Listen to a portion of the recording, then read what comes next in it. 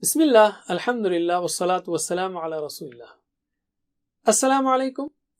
Arabic language is amazing and easy. Let's take 18th episode, in which we'll see one more aspect of amazing word factory.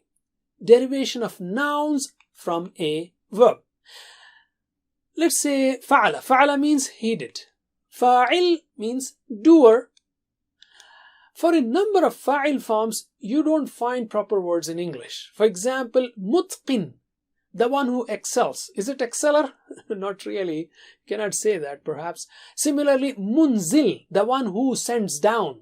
Sender down? No. So even for the one who does fa'il, this form, you don't find equivalent words in English.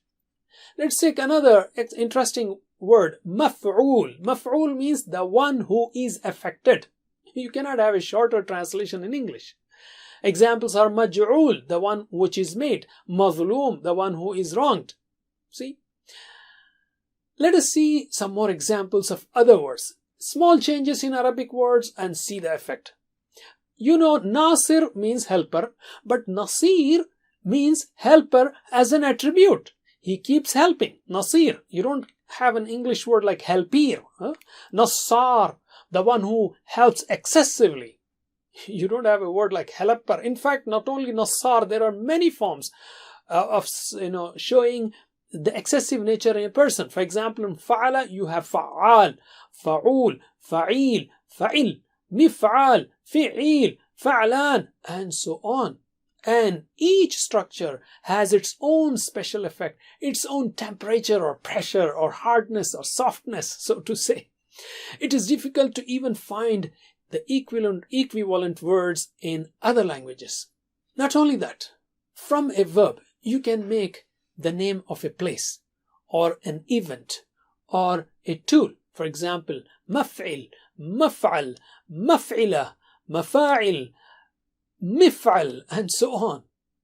So in brief, you have seen that from one verb, you can make up to 20 verbs. You can make some more using preposition. You can make different nouns. So here is kind of summary by giving an example, but it just covers some of those forms. Kharaja means he came out. Kharij means outside. Makhraj means exit. Mukhrij means producer. Khiraj is tax. Khuruj, going out. Ikhraj, production. Takhrij, graduation. Istikhraj, reasoned conclusion. All of these from kharaja. So what are the implications? Well, the implications are very interesting. To learn a language, you need 5,000 to 7,000 words.